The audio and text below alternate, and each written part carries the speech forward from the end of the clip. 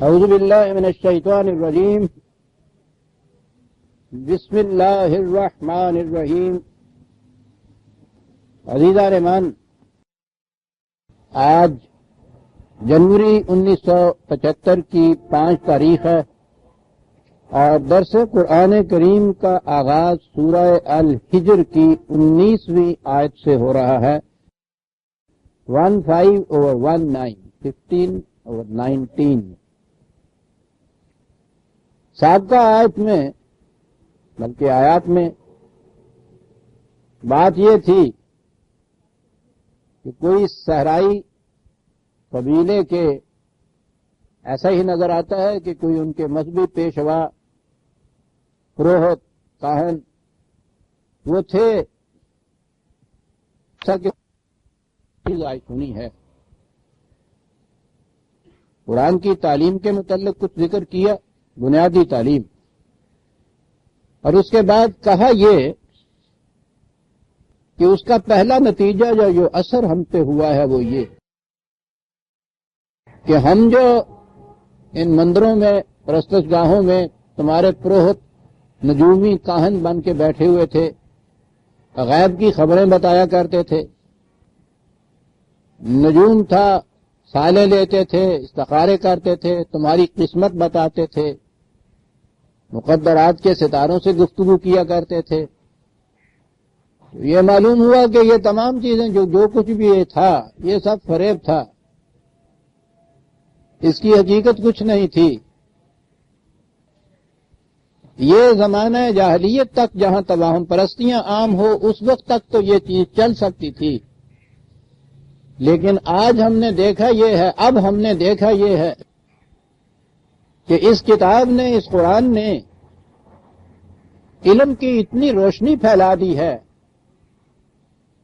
کہ اگر ہم میں سے کوئی اب اس قسم کی کوشش بھی کرے کہ نجوم کے ذریعے سے، مقدرات کے ستاروں سے فالیں لے کر، استخارے لے کر غیب کی خبریں بتائے، تو علم کا ایک آتشی کوڑا ہے جو اس کے پیچھے آ کے پڑتا ہے اور اس کو کہیں کا نہیں چھوڑتا۔ اس میدان سے تو اب بھاگنا ہی ہوگا، اس لیے ہماری وہ پوزیشن اب نہیں رہے گی۔ انہوں نے کوئی لمبے چوڑے درس نہیں لیے تھے قرآن کے، سنا تھا اور اس پہ غور کیا، اور یہ وہ رپورٹ ہے جو قرآن میں دی گئی ہے اور جو انہوں نے جا کے وہاں کہا۔ تو جو بنیادی اہمیت کا نقطہ تھا ان کے نزدیک وہ یہی ہوتا ہے کہ یہ لوگ غیب کی خبریں بتاتے ہیں، قسمتیں بتاتے ہیں، مقدر بتاتے ہیں۔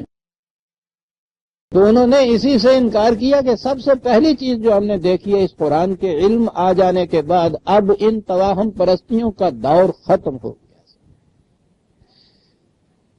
تو قرآن کریم نے وہاں تو یہ اس تفصیل سے بتایا ہے، 2-1 مقامات پر اور بھی اتنے حصے کو قرآن لایا ہے کہ یہ جو دعوے کیا کرتے تھے کہ ہم آسمانوں پہ جا کے ملائے اعلیٰ کی خبریں لے کے آتے ہیں، تو قرآن آنے کے بعد کیفیت یہ ہے، جیسا قرآن کا انداز ہے کہنے کا، کہ اب کوئی ان میں سے اگر اس قسم کی کوشش کرے تو علم کا ایسا آتشی کوڑا ان کو پڑتا ہے کہ ان کو بھاگتے سوا کوئی اور چارہ ہی وہاں نہیں ہوتا۔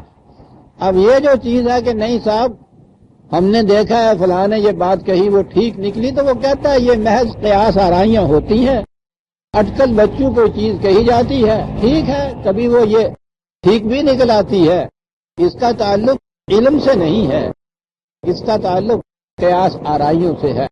وہ جس کے لیے لفظ اس نے استعمال کیا ہے، چوری چھپے کان لگا کے یوں ہی کوئی چیز جو ہے سن لینا کسی کی، تو یہ قیاسات ہیں۔ حقیقت اب یہی ہے کہ اس قسم کی توہم پرستیوں کا دور ختم ہوا، اور قرآن کا انداز عجیب ہے اس معاملے میں آیا کہ یہ کچھ یہاں پچھلی آیت میں کہنے کے بعد کہا، اس سے کہا کہ ارے میاں یہ آسمان کی باتیں جو تم بیٹھے ہوئے کر رہے ہو، رہنا ہے تم نے زمین پہ، باتیں کر رہے ہو آسمان کی، زمین پہ ہو تو زمین کی باتیں کرو، والارض مددناہا۔ اقبال نے جو کہا ہے وہ یہی اسی مقام پہ ہے کہ اگر نہ سہل ہوں تجھ پر زمیں کے ہنگامے، بری ہے مستی اندیشہ ہائے افلاکی۔ پہلے یہ زمین کے ہنگامے جو ہیں ان کو تو سہل کرو.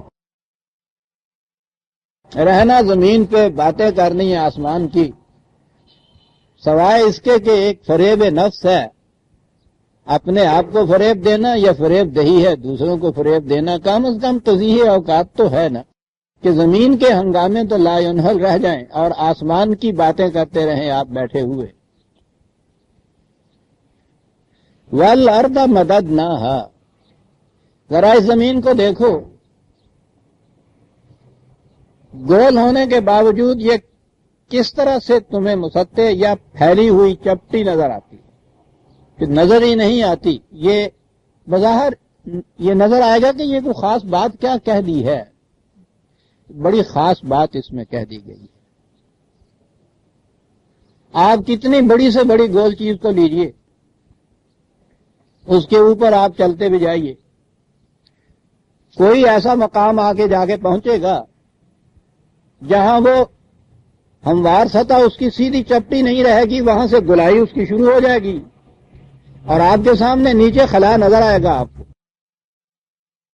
ذہن میں آئی بات جو میں نے آپ سے کہی ہے؟ تصور میں لے آئیے، بڑی سے بڑی گول چیز بھی ذہن میں لے آئیے، خود زمین کا کرہ ہی اپنے ذہن میں رکھ لیجئے. اگر یہ گول اس طرح سے ہو، گول تو یہ ہے، اگلی بات اور ہے جو میں کہوں گا، اس گول کرے کے اوپر آپ چلتے جائیے، کوئی مقام تو ایسا آئے گا نا جہاں سے وہ گلائی نیچے سے شروع ہو جائے اور سامنے آپ کے کھڈ نظر آئے جیسے کہا جائے گا. زمین پہ کہیں یہ بات ہوتی ہے؟ اس کے گول ہونے میں تو شبہ کوئی نہیں. اب تو گلوب ٹراپٹر ایسے ہیں کہ جو چلتے ہیں تو سارے کرے ارض کی سفر کرنے کے بعد اس مقام پہ آپ پہنچتے ہیں، اور اب تو پیدل چلنے والوں کی ضرورت ہی نہیں. آپ کے ہاں کے یہ ہوائی جہاز، آپ کے ہاں ٹریولنگ کے اور بے شمار ایسے سامان جن کے اب تو زمین کا گول ہونا، تصویروں کے اندر اوپر جا کے تصویر کھینچی، یہاں سے چاند کی نظر آئی، اوپر سے یہ زمین کی نظر آئی، اور اس تصویر کے اندر آپ دیکھیں گے گلائی کا وہ کنارہ آپ کو نظر آتا ہے جہاں سے یہ یوں گول ہونی شروع ہوتی ہے. تو یہ ہے در حقیقت ایسی، لیکن زمین کے رہنے والوں پہ یہ کیفیت کبھی نہیں آتی. یہ صورت اگر کبھی پیدا ہو تو ذرا ذہن میں رکھیے کہ آدمی چلتے چلتے وہاں بھی تو کچھ لوگ بسیں گے ہی نا جہاں سے اس کی گلائی شروع ہوگی. یوں ہی کہیں کسی وقت رات کو اندھیرے میں آگے چلے تو وہ وہاں سے وہ تو زمین پہ مک گئی، پھر اس کے بعد کلام تلے جاتا ہے. یہ کبھی ایسا ہوتا ہے؟ یہ الگ بات ہے کہ اس کی وجہ کیا ہے کہ اس میں ایسا نہیں ہوتا. لیکن میں یہ عرض کر رہا ہوں کہ یہ جو لفظ یہاں یوں لکھ دیا قرآن نے، یہ یوں ہی نہیں، شاعری نہیں کی، بڑی چیز ہے یہ کہ اتنی بڑی عظیم گول چیز ہو اور اس کے اوپر اس قدر آبادی ہو، اور کبھی ایسا نہ ہو کہ چلتے چلتے اس کی گلائی جو ہے وہ وہاں ایسے کنارے کے اوپر آ پہنچے کہ وہاں سے وہ گلائی شروع ہو جائے اور آگے گھاٹ آپ کے یہاں ہو اور اس کے اندر گر جائے آدمی. وہ کہتا ہے ساری عمر چلتے جائیے. گلوب ٹراٹر بھی جو ہے وہ بھی چلتے جاتے ہیں، یہ ٹھیک ہے کہ اسی مقام پہ پھر آپ پہنچتے ہیں، راستے میں کہیں زمین گول نظر ہی نہیں آتی ان کو، ساری گلائی کا چکر گولے کا کاٹ دیتے ہیں، کہیں زمین کی گلائی سامنے آتی نہیں. تو اور فرمایا آپ نے یہ ایسی چیز ہے، ویسے تو یہ پیش پا افتادہ سی نظر آتی ہیں جب غور کریں، لیکن آپ دیکھیے کتنی بڑی عظیم حقیقت ہے اس کے اندر. یوں ہی نہیں مدد نہ کہہ دیا قرآن نے کہ یہ آپ دیکھتے ہیں کہ زمین کو کس طرح پھیلایا ہوا ہے گول ہونے کے باوجود. پھیلایا ہوا یہ جیسا میں نے ابھی عرض کیا کہ یہ جو گلوب ٹراٹرز ہیں سارا کرۂ ارض کا سفر کرتے ہیں، پھر اسی مقام پہ آپ پہنچتے ہیں، لیکن راستے میں کہیں ایسا نہیں ہوتا کہ ان کو یہ زمین کی گلائی نظر آ جائے. ہے نا گول ہونے کے باوجود مددنا کی ایک چیز، یہ اس کی گردش ہے جس کی وجہ سے یہ ہے. اب گردش کی بات آئی تو کیا بات ہے اس زبان کی بھی، اور پھر قرآن کریم کی عزیزان من 1400 سال پیشتر کی بات ہے. ایک اور آیت ہے قرآن کی 31/10، بڑی اہم آیت زمین کے متعلق ہے. وَأَلْقَى فِي الْأَرْضِ رَوَاسِيَ أَن تَمِيدَ بِكُمْ، یہاں لے ہے تمید بکم. رواسیہ تو ابھی آگے اس یہاں بھی آتا ہے کہ اس کے اوپر پہاڑ کھڑے ہیں، وہاں لفظ ہے ان تمید بکم 31/10. یہ جو تمیدہ ہے نا، اس لفظ کا جو مادہ ہے میم یہ دال، تو اس مادے میں عربوں کے ہاں یہ خصوصیت سی کہ کوئی شے جو کسی کو اپنے اوپر یا ساتھ لیتے ہوئے حرکت اور گردش کے اندر مصروف ہو، وہاں یہ لفظ بولتے تھے۔ قرآن نے عرض کے متعلق 1400 سال پہلے یہ کہا، جبکہ آپ کے ہاں کے یہ بطل موسی نظام کے تابع زمین کے متعلق اس کے گول ہونے کے متعلق تو تصور آ گیا ہوا تھا، گردش کرنے کے متعلق تصور تک نہیں تھا اس دور کے اندر۔ ابھی اس کو ساکن مانا جاتا تھا، سورج کو اس کے گرد گردش کرنے والا مانا جاتا تھا۔ اس دور میں قرآن نے عرض کے متعلق کہا ہے ان تمیدہ بکم، تاکہ یہ تمہیں اپنے اوپر لیے ہوئے محو گردش رہے۔ دونوں چیزیں، کسی کو اوپر لیے ہوئے گول چیز کا محو گردش رہنا تھوڑے سے عرصے کے لیے تو یہ چلے گا، اس کے بعد میں نے یہ کہا نا وہ جائے گا۔ یہ پوری کی پوری آبادی گول ہونے کے باوجود زمین ساری کی چپٹی، اس پر گردش اتنی تیز اس کی جو ہو رہی ہے، اس کے باوجود تمہیں ساتھ لیے ہوئے ہے یہ ان تمیدہ بکم۔ 1400 سال پہلے عزیزان مان یہ بات کہی گئی۔ کل ابھی کوپرنیکس کا اور نیوٹن کے زمانے میں اس تصور کو بدلا گیا، اور یورپ جو آج واقعی ٹھیک ہے، اعتراف ہے ہمیں اس کا کہ سائنس کی دنیا کے اندر وہ شمع بردار ہے، اس میں کوئی شبہ نہیں۔ کل ہی کی بات ہے، ابھی کوئی 300-400 سال پہلے کی بات، اسی یورپ کے اندر جب انہوں نے یہ تصور دیا ہے کہ یہ زمین گردش کرتی ہے، یہ نہیں کہ یہ زمین مرکز ہے اور یہ باقی کرے اس کے گرد گردش کرتے ہیں یا سورج گردش کرتا ہے، بلکہ یہ کہ زمین بھی ان کے گرد گردش کرتی ہے، تو اسی یورپ کی عیسائیت نے ان کو پھانسی دینے کی بات کر دی تھی۔ مرتے مرتے بچا تھا یہ نیوٹن اور کوپرنیکس وغیرہ جو ہیں، سزائیں پھر بھی دے دی گئی تھی کہ یہ کیوں کہا جا رہا ہے۔ اور شاید آپ کو یہ تعجب ہو کہ یہ سزائیں کیوں دی گئی تھی، کون سا جرم تھا؟ وہاں تو تھیوکریسی تھی نا، چرچ کی حکومت تھی، مذہبی پیشوائیت کی حکومت تھی۔ ضمناً بات یہ آ گئی، عیسائیت کا تصور یہ ہے کہ حضرت عیسیٰ کے پیکر میں خدا خود زمین پہ آ گیا، یا کم از کم ابن اللہ آ گیا۔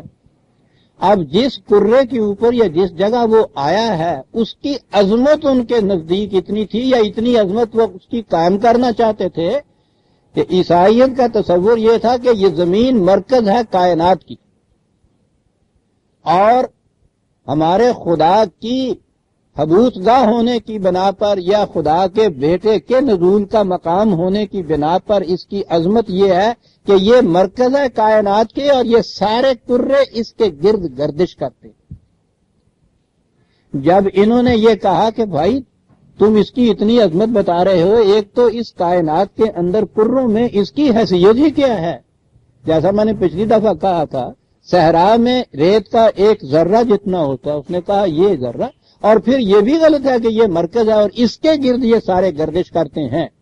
یہ تو ایک اپنے اپنے محور کے گرد گردش کرتے ہیں اور پھر یہ پورے نظام کے کرے جو ہیں وہ گردش کرتے ہیں۔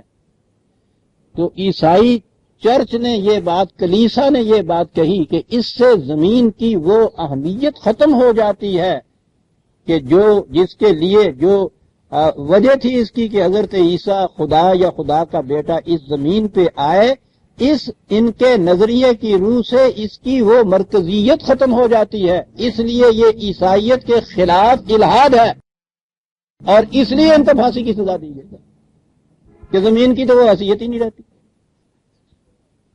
یہ الگ بات ہے کہ ان کی جرت و بصالت کی بھی کیفیت یہ تھی، حالانکہ یہ لوگ صرف سائنٹسٹ تھے، مذہب کا تعلق نہیں تھا، لیکن جب آنکھ کھل جائے کسی کی اور اس کے بعد علم کی روح سے ایک جرت پیدا ہوتی ہے انسان کے اندر، وہ مشہور ہے نا کہ اس کو جب یہ لایا گیا اور آخر میں بھی وہ پادری نے کہا کہ اب بھی بچ سکتے ہو تم اگر کہہ دو کہ زمین ساکن ہے، تو اس نے یہ کہا تھا کہ بچ تو سکتا ہوں لیکن اس کا کیا علاج کہ میری آنکھ دیکھتی ہے کہ یہ ساکن نہیں ہے۔ اور یہاں ہمیں شریعت حقہ کا فتویٰ دیا جاتا ہے کہ زندگی کی اہم ضرورتوں کے لیے جھوٹ بولنا واجب ہو جاتا ہے. یہ لوگ جو تھے ان کا تو نہ فقہ سے تعلق تھا نہ دین سے واسطہ تھا. محض علم کی بنا پر ایک جرت پیدا ہوتی ہے. صداقت جب اپنی یہ فکرہ جو ہے نیوٹن کا صاحب سورج کی کرنوں میں لکھا ہوا موجود ہے کہ ٹھیک کہتے ہو پادری صاحب آپ کہ اس اعتراض سے میری جان تو بچ جائے گی، لیکن اس کا کیا علاج کہ میری آنکھ دیکھتی ہے کہ زمین گردش کرتی ہے، اس کو کیسے جھٹلا دوں میں. بات دوسری چلی گئی. قرآن کریم نے نیوٹن سے کتنا عرصہ پہلے بطلی موسی نظام جس وقت دنیا ساری پہ چھایا ہوا تھا صاحب، زمین کو ساکن اور مرکز مانا جا رہا تھا، اس زمانے میں ایک لفظ اس نے یہ چیز کہی. آگے چل کے اور بھی چیزیں آئیں گی جہاں یہ حیولہ کائنات کیسے پہلے یہ تھا، گیسز تھیں، اس میں سے چھینٹے اڑ کے کیسے یہ کرے بنے، یہ سارا کچھ قرآن کی آیات میں آگے چل کے آئے گا. رتقن ففتقنا ما جہاں کہا ہے. خیر یہاں اتنی سی بات تھی کہ والارض مددناہا میں آپ دیکھیے کتنی بڑی گہرائی چھپی ہوئی ہے کہ گول ہونے کے باوجود آپ ساری عمر اس کے اوپر چلتے جائیے، چکر کاٹتے جائیے، اس کا کہیں اس کی گلائی آپ کے سامنے آتی نہیں. اور یہ بڑی چیز ہے زمین کی آبادیوں کے لیے. اور دوسری چیز یہ ان تمیدہ بکم، اس قدر تیز گردش میں مصروف ہے اور تمہیں اپنے چھاتی کے اوپر لیے ہوئے چلی جا رہی ہے. وَأَلْقَيْنَا فِيهَا رَوَاسِيَ، اور پھر دیکھیے تو صحیح کہ اس میں پہاڑ کھڑے کر دیے. یہ ارضیات کے جو ماہر ہیں ان کے نزدیک تو اس کی بڑی بڑی سائنٹیفک توجیحات اور ضروریات ہیں یہ پہاڑوں کے متعلق. لیکن ایک چیز جو زندگی کی ضرورت کے متعلق یہاں آگے اگلی آیت میں آپ دیکھیں گے کہ اس میں بنیادی نقطہ یہاں ہے انسان کی معاشی وسائل کا، ضروریات زندگی، رزق، سامان زیست کے مہیا ہونے کے سلسلے میں یہ سب کچھ کہا جا رہا ہے. سامان زیست کے سلسلے میں پانی پہ دار و مدار ہے آپ کی ساری کھیتی. اس پانی کا انحصار جو ہے ایک تو بارش پہ ہے اور وہ تو ایٹ رینڈم ہوتی ہے، یعنی اس کے اوپر آپ پورا اعتماد بھروسہ نہیں کر سکتے. اور دوسری چیز ہے جسے آپ نہریں کہتے ہیں، آب رسانی کے وسائل، دریا، نہریں. اب یہ دریا اور نہریں جو ہیں وہ پہاڑوں کے اندر کوئی اس قسم کے ڈیم بنے ہوئے ہیں جہاں سے سارا سال پانی چلتا رہے ان کے اندر. اس کا نظام بھی کبھی آپ نے غور کیا؟ آ چکی ہے یہ بات، قرآن میں بھی آئی ہے. اس قرائے ارض کا 4/5 حصہ تو پانی ہے، یہ سمندر. تو پانی جو ہے اس کی تو اتنی بہتات ہے کہ ضرورت ہی نہ رہتی آپ کو کسی اور واٹر ورک. لیکن کھیتی باڑی تو ایک طرف، ایک چلو پانی پیا نہیں جا سکتا سمندر کا، اس سے کھیتی باڑی ہو ہی نہیں سکتی. اور انحصار کھیتی باڑی کا پانی کے اوپر. تو بارش بھی کہاں، اوپر کوئی ٹیگ بنا رکھے ہوئے ہیں آسمان پہ کہ اس میں کبھی کبھی چھلنی کی طرح چھین ہو جاتا ہے اور نیچے برسنی شروع ہو جاتی ہے. وہ تو ہمارا ہی پانی، اسی زمین کا پانی ہوتا ہے جو اس طرح سے ہمیں دے دیا جاتا ہے. اس کی حمدیت اس میں ہے کہ وہ دیتا کس انداز سے. ایک عرصے سے ہمارے دنیا کے سائنسدان بیٹھے ہوئے ہیں سمندروں کے کنارے اس کوشش میں کہ سمندر کا کھاری پانی اس کو کسی طرح سے ایسا کنورٹ کیا جائے کہ وہ میٹھا پانی بن جائے، کھیتیوں کے کام آئے، پینے کے کام آئے. وہ ٹھیک ہے، اس کا ذریعہ یہ جو کشید کرنا جسے آپ کہتے ہیں وہ ذریعہ ہے، لیکن اس پہ اتنا خرچ آ جاتا ہے کہ وہ افورڈ نہیں کر سکتے، کوئی دوسرا طریقہ نہیں ہے. لیکن آپ دیکھیے کہ وہ جس نے انسانوں کو پیدا کیا اور اس زمین پہ ان کے سامان رزق کو یوں بٹھایا، اس کا انتظام یہ ہے کہ سورج کی کرنیں اسی سمندر کے اوپر آتی ہیں. وہ جتنی امپیورٹیز اس میں اور نمکیات ہیں جو کڑواہٹ پیدا کرتے ہیں یا زہریلا پن ہے، وہ سمندر میں رہنے دیتی ہیں. اور عمل کشید کے ذریعے سے مقطر پانی وہ ڈول بھر بھر کے یہ کرنیں اپنے ساتھ لیے چلی جاتی ہیں اوپر کو. پانی تو بھاری ہوتا ہے آواز. انتظام وہاں یہ ہے کہ اس حرارت سے وہ ابخرے بنے، بخارات کی شکل میں اوپر جائے. وہاں جا کر تو پھر یہ ہوائیں اس کو، وہ جو پانی ہوتا ہے بھاپ کی شکل میں، ہوائیں لدی ہوئی ان سے ان کو لیے لیے پھرتی ہیں جگہ بجگہ. پانی لے لاؤ پانی لے لاؤ، کہنیاں پھرتیاں نہیں، ٹوٹیاں پھرتیاں ہیں. راستے میں جہاں جہاں اس عمل کے ذریعے سے اتنی ٹیمپریچر لو ہوتی ہے وہاں گرا دیتی ہیں. اگر اتنا ہی انتظام صرف ہوتا تو پھر بھی میں نے کہا ہے نا کہ ہو سکتا تھا کہ جہاں اتنی ضرورت نہیں ہے وہاں اتنی بارش ہو جائے جو کبھی کبھی ہو جاتی ہے، 17 انچ بارش. اور پھر اس کے بعد جب ضرورت ہو کھیتی کے لیے تو اس وقت پھر ایک قطرہ بارش کا بھی نہ ہو، جس میں اور لگ جاتی ہے، جیسے آج کل ہو رہا ہے ہمارے ہاں یہ صورت. یہ چیز پھر اتفاقیہ رہی. وہ کیا کرتا ہے، وہ انتظام اس کا جو واٹر ورکس کا ہے، یہ پانی جو ہے برساتے ہوئے چلا جاتا ہے. یہ جو فالتو پانی ہے وہ اپنے گھر میں نہیں لے جاتا کہ اب تمہیں ضرورت نہیں. پہاڑوں کی چوٹیوں پہ برف کی شکل کے اندر یہ ان کو محفوظ کر دیتا ہے، ذخیرہ کر دیتا ہے پانی. سردی میں پانی کی کم ضرورت ہوتی ہے، یہ وہاں ذخیرہ رہتا ہے. گرمی میں ضرورت زیادہ ہوتی ہے تو اسی سورج کی کرنیں جو یہاں سے پانی اٹھا کے لے گئی تھی وہاں سے پانی بہا کے ہمیں دیتی. اسی کی کرنیں ادھر یہ کام کر رہی ہوتی ہیں. پہاڑوں کے اوپر جو سٹور ہوتا ہے ہمارے ہاں پانی کا، ان برفوں کو پگھلا کے یہ ہے جو آپ کے ہاں پھر دریاؤں کے اندر پانی آتا ہے، پھر نہروں میں آتا ہے، پھر واٹر ورکس ہوتے ہیں. یہ سارا کچھ ہوتا چلا جاتا ہے. اور یہی سارا پانی جو ہے یہ کہیں اس پروسیس کے درمیان آپ کو کھیتی باڑی زندگی سب کچھ دیتا ہوا اس میں سے ایک قطرہ بھی ضائع اور کم نہیں ہوتا. کیا نظام ہے! یعنی اپنے پلے نہیں کوئی کہنا معاذ اللہ. ایک نظام ہے. ورنہ اگر ہم یہ سمجھیں کہ صاحب جتنا پانی ہم کھیتوں کو دے دیتے ہیں، پی لیتے ہیں، ڈول سٹنے ہیں جن کو کہنے آگے سارا کچھ ہے، یہ اگر ایک سال بھر یہ زمین کے رہنے والے یہ کچھ پانی سے کریں تو پانی ختم ہو جائے. پانی کا ایک قطرہ ختم نہیں ہوتا. پانی تو ایک طرف بات اور صحیح کری جائے گی. یہ جتنی بھی مٹیریل ورلڈ آپ کی ہیں، یہ مادہ جو ہے زندگی کا، ان میں سے کوئی شے ختم ہی نہیں ہوتی. استعمال میں آتی ہے، ختم ہوتی نہیں ہے. یہ جو پہاڑ ہے یہ کام بھی آپ کو دیتے ہیں کہ پانی جس پہ زندگی کا انحصار ہے، زائد از ضرورت پانی اپنے سر پہ لے کے وہ کھڑے ہوتے ہیں ٹوکروں. جب بھی یہاں نیچے ضرورت پڑتی ہے اس کی تو وہی سورج کی کرنیں جو اٹھا کے لے گئی تھی وہاں سے بہا کے آپ کے سامنے کرتی ہیں. وَالْأَرْضَ مَدَدْنَاهَا وَأَلْقَيْنَا فِيهَا رَوَاسِيَ.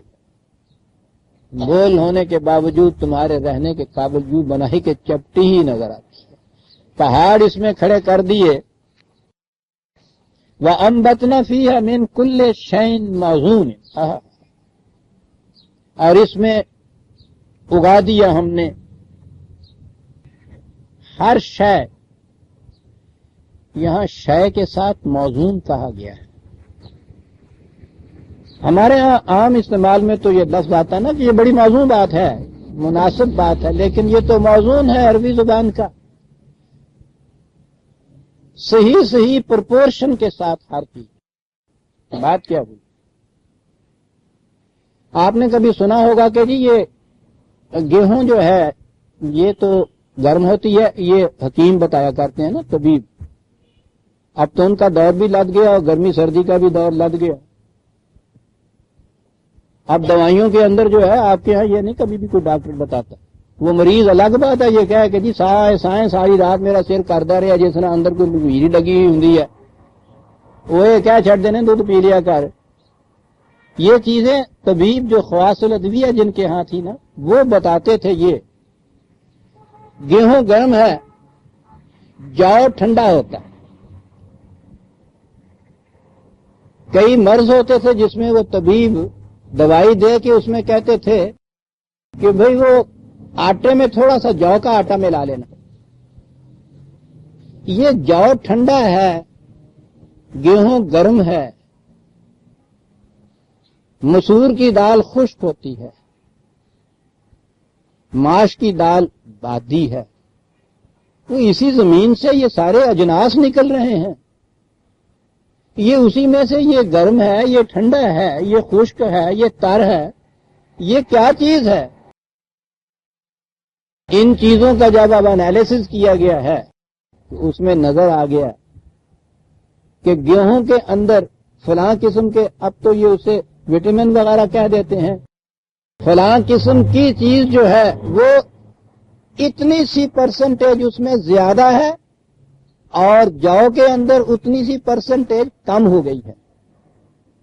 इतना सा, ये इसको वजन आप कहते हैं। गेहूं जिन चीजों से मुरक्कब है, वो गेहूं का दाना, उसके अंदर जितनी चीजें हैं उनकी प्रोपोर्शन ये है। ये प्रोपोर्शन कायम रहती है तो गेहूं गेहूं होती है, ये प्रोपोर्शन अंदर उसके ना रहे तो गेहूं गेहूं ही नहीं रहती।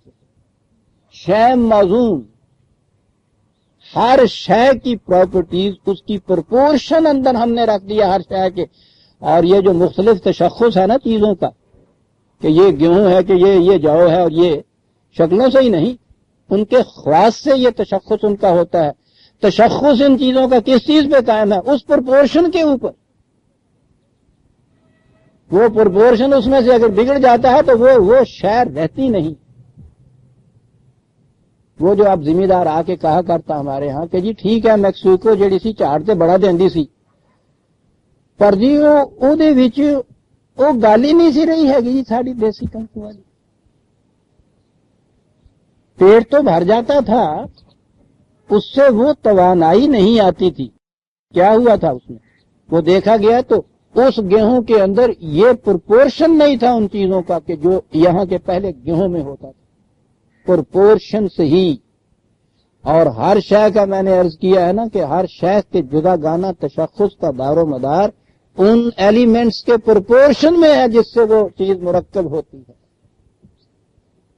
वअंबतना फीहा मिन कुल्li शैइन मौजून, हर शय के एलिमेंट जिनसे वो शय मुरक्कब होती है उसके खास औजान हैं, खास प्रोपोर्शंस हैं। उन्हीं से उनकी प्रॉपर्टीज मुख्तलिफ होती हैं, ख्वास मुख्तलिफ होती हैं। उन्हीं से एक शय दूसरी शय से मुख्तलिफ होती है। जौ और गेहूं मुख्तलिफ होते हैं कि जिन एलिमेंट से वो मुरक्कब होते हैं उनकी प्रोपोर्शन में फर्क होता है। वअंबतना फीहा मिन कुल्li शैइन मौजून। अज़ीज़ान मान, एक एक लफ्ज इसका तो ये तो एजाज है, किसी इंसान का कलाम नहीं हो सकता। कुल्li शैइन मौजून, ये सब कुछ काहे के लिए? साइंस का सबक नहीं दिया जा रहा। वजअलना लकुम फीहा मआइश, लकुम न सिर्फ ये कि बात सीधी सी चीज जो कह दी कि ये तुम्हारे लिए सामान्य रिज़्क है, लकुम कहने से ये भी कह दिया कि पूरी नौ इंसानी के लिए सामान्य रिज़्क है। ये नहीं है कि कुछ जो है अपने ज़ख़ीरे कर दें और कुछ भूखे रह जाएं। लकुम का लफ्ज कह रहा है कि हर एक के लिए ये सामान्य रिज़्क। कह रहे हैं कि साहब हम तबकात को मिटा रहे हैं और ये तबकाती इंतजाम है। ये जालना लकुम फीहा माइश, माइश से ही तो माशियत या मईशत आपके यहां लफ्ज बना हुआ है। सवाल लिस्साइलीन जो कुरान ने कहा है कि हर जरूरतमंद के लिए यकसा इसमें से मिलना चाहिए, जितनी उसकी जरूरत है उसके बराबर। जालना लकुम फीहा माइश, पूरी नौ इंसानी के लिए ये सामान्य मईशत, सामान्य रिज़्क इसके अंदर हमने ये रखा हुआ है। तुम्हारे लिए भी, व मन लस्तुम लहू बेराज़िकीन, उनके लिए भी कि जिन्हें तुम खाने पीने को नहीं देते। ये तमाम जंगल के जानवर, दूर दराज रहने वाले ये हैवानात, ये तमाम जितने भी हैं पेट्स जो है आपके, या डोमेस्टिक एलिमेंट्स जो हैं, एनिमल जो हैं जिन पालतू, उनको तो तुम देते हो। और ये करोड़ दर करोड़, अरब दर अरब सारी जितनी मखलूक है, एक कुर्रा अर्ज़ की अगर आप ले लें तो आप तो नहीं उनको दे रहे, उन्हें भी वो देता है। उन सबके लिए इसमें सामान्य मईशत रखा है। और अगली बात ये, वइम मिन शैइन इल्ला इंदना खज़ाइनुहु, ये जितना भी सामान्य रिज़्क है इसके खजाने हमारे पास भरे हुए हैं, खत्म ही नहीं हो सकते। खजाने भरे हुए हैं हमारे पास। آپ یہاں دیکھیے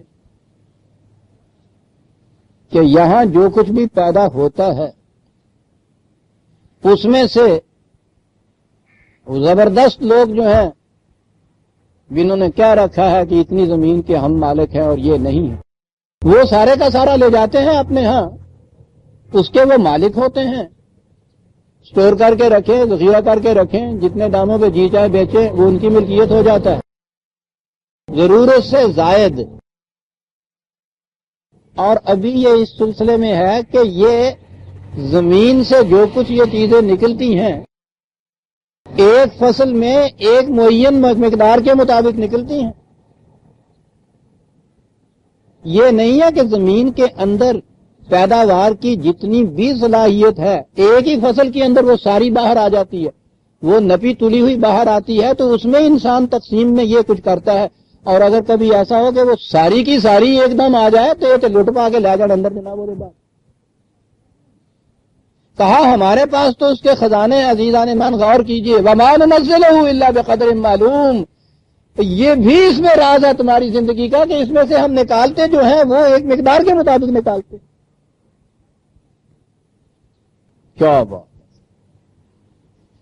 جتنا کچھ چھپا ہوا ہے اس کے اندر اگر وہ سارے کا سارا ہی ایک وقت میں باہر نکل آئے تو اس کے بعد پوچھو نہیں کیا ہو۔ یہ تو قدر معلوم ہے۔ قدر جو ہے پیمانہ جو ہے، قانون جو ہے، اس کے لیے معلوم کہا، خزانے جو تھے اس خدا کے پاس اس کے لیے تو معلوم نہیں کہا۔ وہ تمہارے علم میں نہیں ہے کہ اس کے پاس خزانے کتنے ہیں، لیکن جس مقدار سے یہ خزانے باہر آتے ہیں، ہم لاتے ہیں ان کو باہر، یہ ایسی چیز ہے جسے تم قانون کے ذریعے سے معلوم کر سکتے ہو کہ یوں فصل کتنی ملے گی اور یوں کیا جائے تو اس میں سے فصل کتنی نکلے گی۔ یہ سارے اقدار معلوم ہیں۔ بات پھر آ گئی پہاڑوں پہ، پھر آ گئی وہی واٹر ورکس کا جو نظام تھا، زمین سمندر کے بخارات اٹھتے ہیں، وارسلنا الریاح لواقحا فانزلنا من السماء ماء فاسقیناکموہ، ہوائیں جو لدی ہوئی ہوتی ہیں پانی سے، ہوا پانی سے لدی ہوئی، میں نے جیسا کہا پانی تو ہوا سے وہ زیادہ بوجھل ہو، زیادہ وزنی ہوتا ہے، یوں چینٹا آپ کو دیجئے پانی نیچے آتا ہے۔ ہوائیں جب پانی کو اٹھائے ہوئے بھی رہی ہوتی ہیں اس میں سے پھر ہم برساتے ہیں، تمہارے پینے کا کام بھی وہ آتا ہے تمہارے۔ اور پھر وہی بات وَمَا أَنْتُمْ لَهُ بِخَازِنِينَ، ان کے ذخائر تمہارے پاس نہیں رہتے۔ ایسا ہو جائے کہ ان کے بھی سارے کے سارے ذخائر جو ہیں وہ کہیں انسانوں کے کنٹرول میں آ جائے، یہ ان کو اپنے اسٹاک کر کے رکھ لے، پیاسی مر جائے دنیا صاحب۔ یہ نہیں ہم نے کیا، ہمیں پتا تھا ان کو، اس لیے کہ اس طرح سے تو موت اور زندگی انسانوں کے ہاتھ میں آ جاتی۔ وَإِنَّا لَنَحْنُ نُحْيِي وَنُمِيتُ وَنَحْنُ لَهُ وَارِثُونَ، یہ جتنا بھی جو زائدہ ضرورت ہوتا ہے اس کو اپنی ملکیت میں ہم نے اس لیے رکھا ہے کہ موت اور زندگی ہمارے قانون کے تابع رہے، انسانوں کے بس میں نہ چلی جائے۔ سارے کا سارا اگر یہ باہر آ جائے اور اس کو یہ کر لیں بڑے بڑے ذخیرہ، بھوکوں مار دے، پیاسوں مار دیں باقی انسانوں کو۔ اب بھی جس حد تک ان کا بس چلتا ہے مارتے ہی ہیں یہ، لیکن اس صورت میں تو صاحب کسی کو نہ پانی کو گھونٹ ملے، ایک پینے کے لیے گھونٹ پانی کا ملے، نہ کھانے کے لیے ایک لقمہ ملے۔ کہے وَإِنَّا لَنَحْنُ نُحْيِي وَنُمِيتُ وَنَحْنُ الْوَارِثُونَ، ٹھیک۔ یہ جتنا ہم دیتے ہیں اس میں بھی وَلَقَدْ عَلِمْنَا الْمُسْتَقْدِمِينَ مِنْكُمْ وَلَقَدْ عَلِمْنَا الْمُسْتَأْخِرِينَ، اس میں بھی ہم جانتے ہیں کہ جو دھاندلی سے اس میں آگے بڑھ جاتا ہے، جھپڑتا ہے، چینتا ہے، انہیں بھی ہم جانتے ہیں، جو اس میں پیچھے رہ جاتے ہیں انہیں بھی ہم جانتے ہیں۔ ٹھیک ہے، بات ذرا سی اور سناؤں گا لیکن اگلی بات ہے وَإِنَّ رَبَّكَ هُوَ يَحْشُرُهُمْ إِنَّهُ حَكِيمٌ عَلِيمٌ، یہ جو الفاظ ہیں مستقدمین، مستاخرین، آگے جانے والے، پیچھے رہنے والے، بعض نے اس کے متعلق یہ کہا ہے کہ جو پہلے مر چکے ہیں وہ لوگ اور جو بعد میں مرنے والے ہیں ان کے متعلق ذکر ہے، اور آگے ہے وَإِنَّ رَبَّكَ هُوَ يَحْشُرُهُمْ إِنَّهُ حَكِيمٌ عَلِيمٌ، کہ خدا ان سب کو پھر وہ یاشرہم کے معنی تو معاشر ہمارے ہاں صرف لیا جاتا نا، حشر کا دہاڑا، کہ ہم ان کو اکٹھا کرنے والے ہیں، حکیم علیم۔ لیکن حکیم علیم نے تو نگاہ کا رخ دوسری طرف پھیر دیا، علم اور حکمت کی روح سے یہ کچھ کرنے والے ہیں۔ کیا بات ہوئی صاحب، عظیم چیز ہے اس کے اندر۔ ہم جانتے ہیں کہ انسانوں نے اپنا جو نظام معیشت اپنے ہاں رائج کر رکھا ہے، یہی نظام جو جاگیرداری اور ذمہ داری اور سرمایہ داری کا نظام چلا آ رہا تھا اس دور کے اندر قرآن کی روح سے، اس میں یہ چیز تھی نا طبقات، جسے آپ کہتے ہیں کہ کوئی بہت آگے بڑھ گیا۔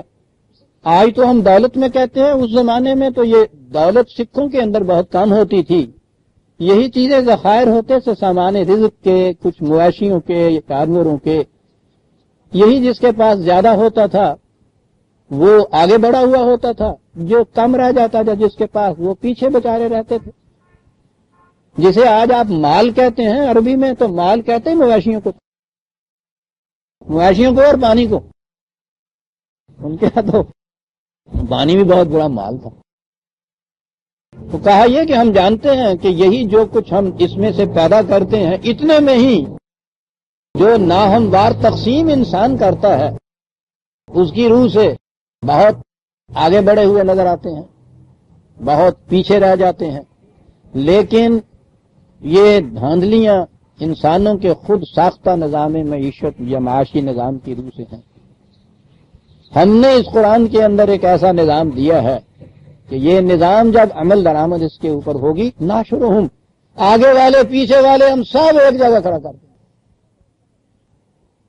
یہ ہے اسلام کا نظام معاشی، جس میں آگے بڑھنے والے اور پیچھے رہ جانے والے جو ہیں، یہ ان کے طبقات اس طرح سے نہیں ہوتے، یہ سارے ایک جگہ اکٹھے ہوتے ہیں۔ آگے والوں کو پیچھے ہٹا دیا جاتا ہے، پیچھے والوں کو آگے بڑھا دیا جاتا ہے، اور اس طرح سے یہ تمام انسان ایک جگہ ایک نقطے پہ آ جاتے ہیں۔ اور یہ چیز ہے جو خدا کی حکمت کی روح سے، اس کے علم کی روح سے یہ ہوگی اس نظام میں جو قرآن نے دیا ہے۔ میں سمجھتا ہوں کہ چونکہ پیچھے سے سارا ذکر معیشت کا آ رہا ہے، سامان رزق کا آ رہا ہے، اس لیے یہ جو ہے علمنا المستقدمین منکم ولقد علمنا المستاخرین، اور اس کے بعد ان ربک هو یحشرہم، مرنے کے بعد کی معاشر اور قیامت اور وہاں کا جاگنا اور وہاں کی زندگی، وہ تو ہمارا جزو ایمان ہے، اس سے تو انکار نہیں، وہ سارا برحق ہے۔ لیکن قرآن کے یہ الفاظ جو ہیں، ان کے معنی یہ نہیں کہ یہ صرف وہاں مرنے کے بعد کی قیامت کے متعلق ہی ہیں۔ یہی لفظ جو حشر ہے قرآن کریم میں بے شمار مقامات میں جہاں انسان اکٹھے ہوتے ہیں ان کو کہا جاتا ہے، میدان جنگ کو کہا جاتا ہے۔ تو یہ جو قرآن نے کہا ہے کہ یہ ہم نے معاشہ لکم، پوری انسانیت کے لیے ہم نے یہ معیشت معاشی نظام قائم کیا ہے، تو کہا یہی ہے کہ اس میں اس وقت ہم دیکھتے ہیں کہ کچھ آگے بڑھ جاتے ہیں، کچھ پیچھے رہ جاتے ہیں، لیکن ہم ایسا نظام قائم کرنے والے ہیں کہ جس میں اگلے اور پچھلے سب ایک مقام پہ اکٹھے کر دیے جائیں گے، یہ تفریق مٹ جائے گی، اور یہ کچھ ہماری حکمت اور علم کے مطابق ہوگا۔ ضمناً یہ الفاظ آگے بڑھنے والے اور پیچھے رہنے والے۔ کہا ہم سے یہ جاتا ہے کہ صاحب قرآن کریم کی تفسیر یہ لوگ اب لگے ہیں اپنے اپنے رائے کے مطابق، اپنے اپنے فنے خاں بن گئے، عجیب عجیب قسم کی انہوں نے ان میں سے تعویلیں نکالی۔ قرآن کی صحیح تفسیر وہی ہے جو رسول اللہ صلی اللہ علیہ وسلم نے اپنی احادیث میں فرما دی، صحابہ کبار نے جن کو روایت کر دیا، سلف صالحین نے جنہیں اپنے ہاں کی کتابوں کے اندر درج کر دیا، بس صحیح وہی۔ نظر بظاہر تو یہ دلیل بڑی وزنی ہے نا، یعنی اگر کسی سے یہ کہا جائے کہ اس آیت کی تفسیر رسول اللہ صلی اللہ علیہ وسلم نے یہ بیان فرمائی ہے، کون سا مسلمان ہے جو اس کے بعد یہ کہے گا کہ میں اسے نہیں مانتا، یا معاذ اللہ میں اس سے بہتر تفسیر جانتا ہوں، معاذ اللہ، کوئی بھی جرات نہیں کرتا۔ اس میں جو مغالطہ ہے وہ یہ کہ رسول اللہ صلی اللہ علیہ وسلم کی بیان فرمودہ کوئی تفسیر ہے ہی نہیں دنیا میں۔ حضور نے اپنی روایات کا، اپنی احادیث کا کوئی مجموعہ امت کو دیا ہی نہیں تھا۔ صحابہ تک نے نہیں دیا تھا، خلفاء تک نے نہیں دیا تھا. یہ تو 200-250 سال بعد جا کے لوگوں نے جمع کی حضور کے زمانے کی باتیں جو ان تک پہنچی تھی 200 سال کے بعد، زبانی لکھی ہوئی نہیں. سب سے پہلے جو چھوٹا سا ایک مجموعہ یہ بتاتے ہیں صاحب زہری کا، کچھ 100 کے قریب اس میں حدیثیں جو ہیں، وہ بھی کوئی 100 سال بعد خلیفہ نے کہا تھا ان سے، زہری سے، کہ میرے بچوں کی تعلیم کے لیے کچھ حدیثیں آپ دے دیے تھوڑی سی. یا موطا امام مالک کا سمجھ لیجیے 150 سال کے بعد. اس میں بھی یہ ہے کہ مدینے میں یہ عمل کس طرح سے صحابہ کرتے تھے، 300 سے 500 تک زیادہ سے زیادہ اس میں بھی روایتیں ہیں، وہ بھی بعد کی بات ہے. اور یہ جو صحائح ستہ آپ کے ہاں کے ہیں، اور خاص طور پہ بخاری اور مسلم جن کو صحیح ترین کتابیں کہا جاتا ہے، اور وہی جامع ہیں جن میں 500-500 700 ہزار حدیث 500-700 ہزار حدیثیں کہا جاتا ہے، وہ 200 سال 250 سال بعد کی تصانیف. اب وہ دیکھیے کہ قرآن کی تفسیر ان پہ کتنی. اول تو یہی بخاری شریف جس کو سب سے صحیح ترین، اس میں ایک باب ہے صرف باب التفسیر، ہر سورت کی 1-2 آیتیں ہیں اس میں ساری، پورے قرآن کی وہ بھی نہیں.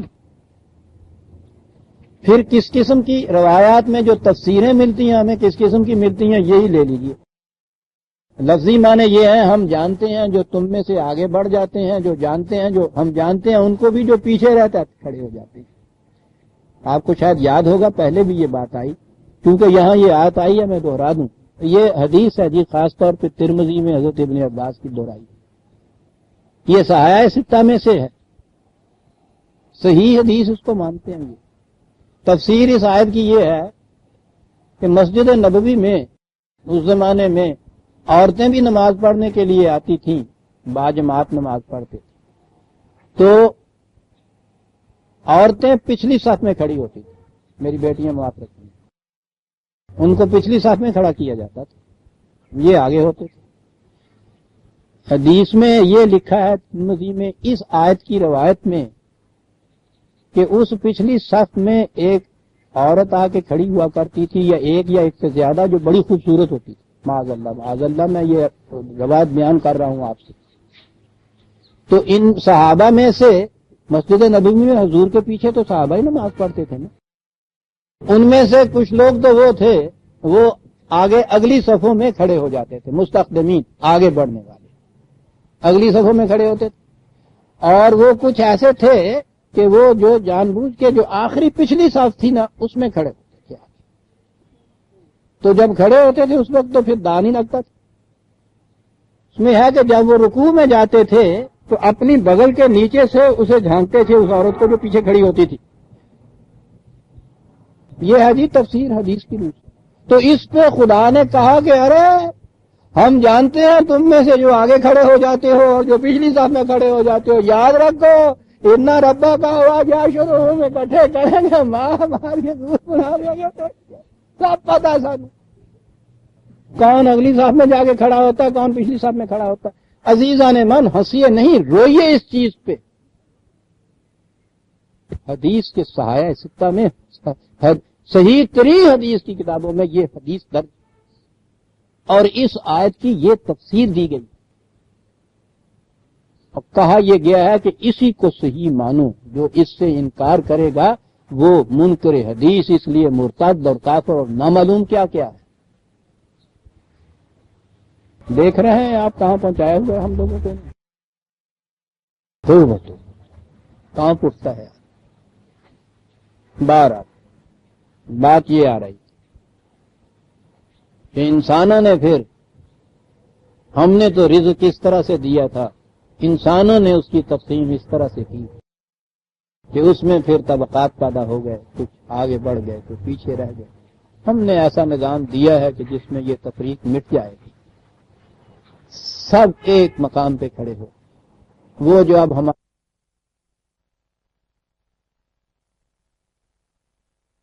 ہو گئے محمود و ایاز، نہ کوئی بندہ رہا اور نہ کوئی بندہ نواز. وہ نماز کی صف کے اندر تک ہی ہوا، اور صف میں بھی صرف کھڑے ہونے کی حد تک، ورنہ جس وقت نماز ختم ہوتی ہے اس وقت محمود ہوتا ہے، ایاز ہوتا ہے. ایاز اس محمود کی جوتیاں اٹھائے ہوئے ساتھ چلا جا رہا ہے. ہے۔ قرآن کہتا ہے کہ ہم ان سب کو اکٹھا کریں۔ اب سوال پیدا ہوا کہ انسانوں میں یہ چیز کیسے ہے؟ وہی قصہ آدم جو قرآن کریم نے تمثیلی انداز میں بیان کیا ہے، وہی جنت جس میں یہ کہا گیا ہے کہ وَكُلَا مِنْهَا رَغَدًا حَيْثُ شِئْتُمَا، کہ اس میں سے مرد ہوں عورت ہوں اپنی اپنی ضرورت کے مطابق جہاں بھوک لگے وہاں کھانے کو ملے۔ جنت، پھر یہ جنت چھوٹی انسان سے، کیسے چھوٹ؟ کہا یہ گیا تھا کہ باہمی مشاجرت اختیار نہ کرنا، وہ شجر جس کو کہتے ہیں کہ وہ درخت تھا وہاں جی گیہوں، باہمی اختلافات پیدا نہ کر دیں، بعضکم لبعض عدو، اس وقت پھر صورت یہ ہو جائے گی کہ ایک دوسرے کو دشمن ہو جائے۔ نتیجہ اس کا یہ ہوگا کہ اس جنت سے نکال دیے جاؤ۔ دوسرے مقام پہ ہے کہ وہ جنت کے جس میں تمہیں نہ بھوک کا خوف ہے، نہ پیاس کا، نہ سردی اور گرمی کا، نہ کپڑوں کا، ان چیزوں کی طرف سے کوئی پریشانی نہیں ہے تمہیں۔ لیکن اگر تم نے باہمی اختلافات اس طرح سے پیدا کر لیے تو یہ جنت چھن جائے گی تم سے پھر، اور انہی پریشانیوں کے اندر تم رہ جاؤ۔ اس مقام پہ آگے وہی تخلیق آدم، جنت آدم کا بیان جو پہلے بھی کئی مرتبہ آ چکا ہے، قرآن مجید میں متعدد مقامات پہ یہ آئے گا، اور وہی تمثیلی مراد کہ بات پہلے تو انسان کی پیدائش سے وَلَقَدْ خَلَقْنَا الْإِنسَانَ مِنْ صَلْصَالٍ مِنْ حَمَإٍ مَسْنُونٍ،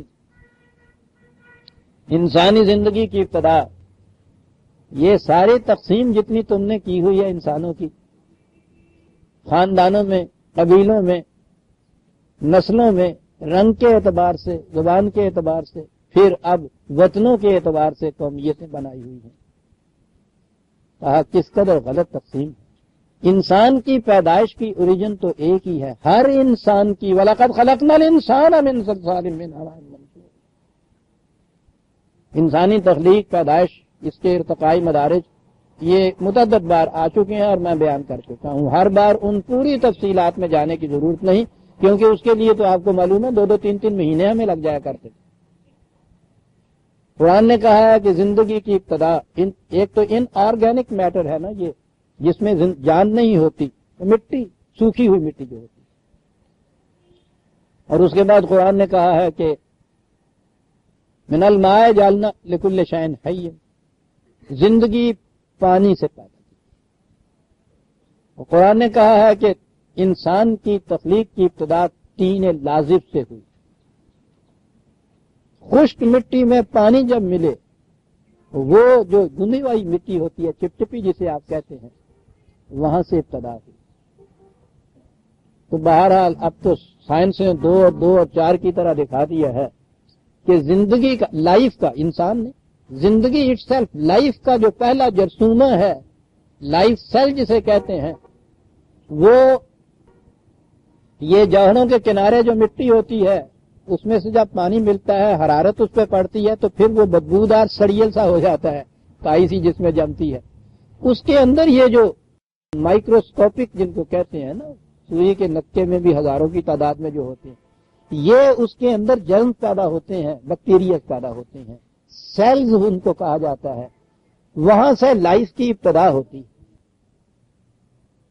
قرآن نے یہاں سے شروع کیا ہے جب تک کہ زندگی کی ابتدا یہاں سے ہوئی، طین لازب سے، وہ سڑی ہوئی مٹی۔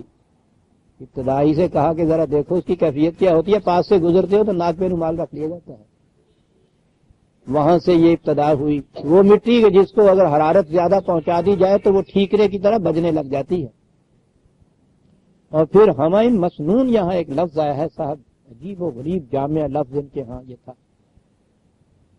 ویسے تو جس مٹی اور پانی ملی ہوئی کے اوپر بہت سا وقت گزر جائے، حرارت زیادہ گزر جائے، اس میں سے ایک بو آنے لگ جاتی ہے، بسان آنے لگ جاتی ہے، سڑ جاتی ہے، وہ اس کے لیے لفظ بھی یہ ہوتا ہے۔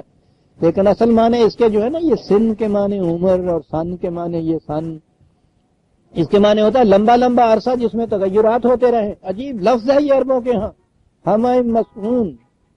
پھر وہ دین لازم کی جس پہ بڑے لمبے لمبے عرصے گزرے اور تغیرات میں سے وہ گزرتی چلی گئی، یہاں سے ابتدا کی اس کی ایک ایک لفظ میں عزیزان مان، قرآن تو وہ حقائق دے جاتا ہے جہاں یہ انسانی علم اتنی تحقیق و تفتیش کے بعد کہیں جا کے پہنچتا ہے.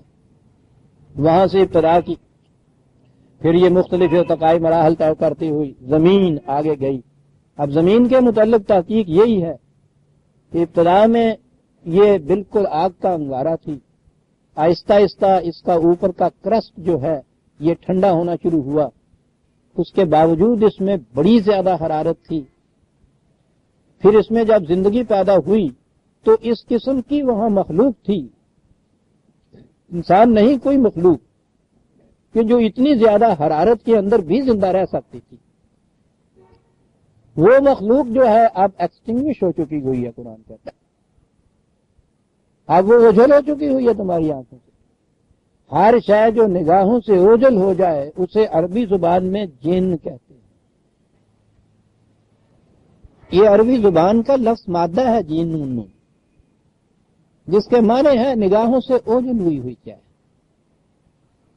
حتیٰ کہ یہ بڑا گھنا درخت جنگل جو ہوتا ہے، جنگل یا باغ جو ہوتا ہے کہ جس میں چیزیں نگاہوں سے اوجھل ہو جاتی ہیں درختوں کے گھنے ہونے کی وجہ سے بھی، یہ جنت اسی کو تو کہتے ہیں، باغ گھنے باغ تو کہتے ہیں. خیر، وہیں سے یہ جن کا لفظ ہے. اب تو ہمارے ذہنوں کے اندر اور ہی جن آتے ہیں نا. میں نے عرض کیا ہے نا کہ عربوں کے ہاں جن اور الناس، وہ کہتے ہی تھے الناس اس آبادی کو کہ جو شہری آبادی جن میں باہمی معانست ہوتی ہے، ایک دوسرے سے ملتے جلتے رہتے ہیں. انس جن میں ہوتا ہے. اور صحرائی آبادیاں نومیڈک ٹرائب جو تھے، جو جنگلوں میں صحراؤں میں نگاہوں سے اوجھل رہتے تھے، وہ ان کو کہتے ہی تھے جان یا جن. قرآن نے یہاں کہا ہے کہ خود قرۂ ارض پہ پہلے ابتدائی یوم ایسے آ چکے ہیں کہ جس میں کچھ تھوڑی سی زندگی کی تو نمود ہو گئی تھی، لیکن وہ ایسی تھی کہ جو اس حرارت میں وہی زندہ رہ سکتی تھی، انسان نہیں. یہ ایولیوشن کی تھیوری والے جو ڈسکوریز اب کر رہے ہیں، انکشافات کر رہے ہیں، یہ ہمیں بتا رہے ہیں کہ یہ مخلوق جو تھی کن کن سٹیجز میں سے گزری ہے. خود یہ عرض وغیرہ اور کروں کے متعلق جو قرآن میں کہا گیا ہے کہ ان کو ہم نے جسے یوم کہا گیا ہے 6 ایام میں پیدا کیا، اور ذہن انسانی جو تھا تورات جس نے مرتب کی تھی اس نے کہہ دیا کہ یہ ہفتے کے 6 دن جو ہیں اس میں خدا نے پیدا کیا زمینوں کو اور آسمانوں کو. گویا یہ دن جو تھے جو سورج کے ڈوبنے سے اور چڑھنے سے نکلتا ہے یہ تو پہلے تھے، اور یہ زمین اور یہ سورج بعد میں پیدا ہوئے تھے. یعنی 6 دن ہفتے کے جب ہی بنے نا. بہرحال کہ 6 دن میں پیدا کیا ان کو خدا نے، اور پھر وہ تورات میں ہے کہ 7ویں دن خدا تھک گیا تو سو گیا. اسی کو وہ ہولی ڈے کہتے ہیں نا اپنے ہاں، یہ جو چھٹی مناتے ہیں. یہ سنت خداوندی ہے ان کے نزدیک. وہ یوم عربی زبان میں سٹیجز کو کہتے ہیں، مراحل کو کہتے ہیں. یہی تمہاری عرض جو ہے یہ پہلے ہی دن یہ نہیں بن گئی تھی، یہ متعدد مراحل میں سے گزری اور اس کے بعد یہ بنی. اسی طرح سے مخلوق بھی متعدد مراحل میں سے گزری. قرآن کہتا ہے ارتقائی مدارج. تو ایک دور ایسا تھا جس کے اندر کچھ زندہ مخلوق تو تھی، لیکن وہ ایسی تھی کہ جو بڑی تیز حرارت کے اندر بھی زندہ رہ سکے. پھر وہ ٹھنڈی ہوئی زمین تو وہ اس ٹھنڈک میں زندہ نہیں رہ سکی. ڈسکوریز میں زمین کے نیچے سے اس قسم کی مخلوق کے ڈھانچے نکل رہے ہیں جن کے متعلق ان کی تحقیق ہے کہ یہ انسان کے مقابلے میں بہت زیادہ حرارت برداشت کرنے کے قابل تھی مخلوق. والجان خلقناہ من قبل من نار السموم. انسانوں سے پیشتر یہاں ایک ایسی مخلوق بھی تھی جو اب تو نگاہوں سے اوجھل ہو چکی ہے، لیکن اس سے پیشتر وہ تھی کہ جن کو یوں کہیے کہ گویا آگ سے پیدا کی ہوئی تھی، جلسا دینے والی آگ کی مخلوق. اور اس کے بعد پھر یہ دور آیا انسان کا، اور وہی قرآن کا تمثیلی قصہ وَإِذْ قَالَ رَبُّكَ لِلْمَلَائِكَةِ إِنِّي خَالِقٌ بَشَرًا. ہمارے ہاں تو یہ ہے نا کہ بابا آدم پیدا کیا گیا تھا، اور جیسا میں کہا کرتا ہوں کہ ذہن انسانی اپنے بچپن میں جب ابھی علم نہیں تھا تو وہ یہ کہ بچہ پیدا کیسے ہوتا ہے آج کل تو یہ بات ہر ایک کو معلوم ہے، لیکن یہ جو پیچھے ہم لے جائیں میاں بیوی یا نر اور مادہ کے امتزاج سے یہ پیدا ہوتا ہے نا یہ بچہ، اس سے آگے یہ نسل بڑی ہوئی ہے. یہ بات ذہن میں نہیں کسی میں آتی تھی کہ شروع میں کیسے بات یعنی پہلا جوڑا کیسے آ گیا، اس سے آگے تو بات آسان ہو گئی. تو یہ جو پہلا جوڑا تھا نا یہ بات نہیں ذہن میں آتی تھی انسانوں کے، اس سے یہ بات نکلی تھی کہ خدا نے پہلے ایک بت بنایا، وہ یہاں سے مٹی لی وہاں سے یہ کچھ کیا، خیر لمبا قصہ، وہ کہانیاں جو آپ سنتے ہیں. وہ آدم تھا،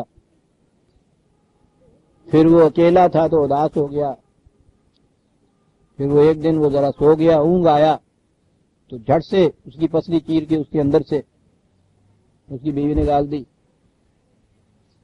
یہ سارا کچھ ہے نا آپ کے ہاں. میں یہ کہہ رہا تھا یہ باتیں تو متعدد بار آ چکی ہیں کہ یہ سارے تورات کے افسانے ہیں، قرآن کے نہیں. قرآن کے نہیں ہے. ایک لفظ سے آپ دیکھیے بات تو آدم کی چلی آ رہی تھی نا کہ آدم کو پیدا کیا، یہاں کہا انی خالقن بشرا من صلصال، یہاں تو بشر کا لفظ لگا کہ ہم انسان پیدا کر رہے ہیں اس طرح سے. تو یہ انسانی تخلیق کا ایک حصہ ہے. وہ آدم جو عربی میں میم پہ ختم آ جاتا ہے اردو میں آدمی کا، یہ بات ساری صاف ہو جاتی ہے. آدمی کی تخلیق یوں ہوئی من صلصال من حمأ مسنون فاذا سویتہ ونفخت فیہ من روحی فقعوا لہ ساجدین. یہ ملائکہ یہ وہ ہیں کہ جس کرۂ ارض پہ انسان نے رہنا تھا وہاں فطرت کی قوتیں جس طرح سے کر فرما ہے، قرآن نے ان کو بھی ملائکہ کہا ہے. ملائکہ کے بنیادی معنی قوتوں کے ہوتے ہیں.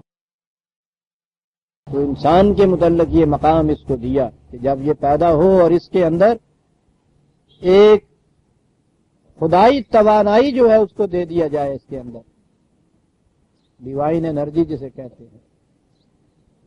اور جو میں نے بتایا ہے کہ یہ وہ چیز ہے کہ جسے انسانی ذات کہا جاتا ہے یا اختیار اور امتیاز کا ارادے کی جو قوت ہے، یہ صرف اس کائنات میں اللہ تعالیٰ کو حاصل ہے اور اس کے نیچے صرف انسان کو حاصل ہے.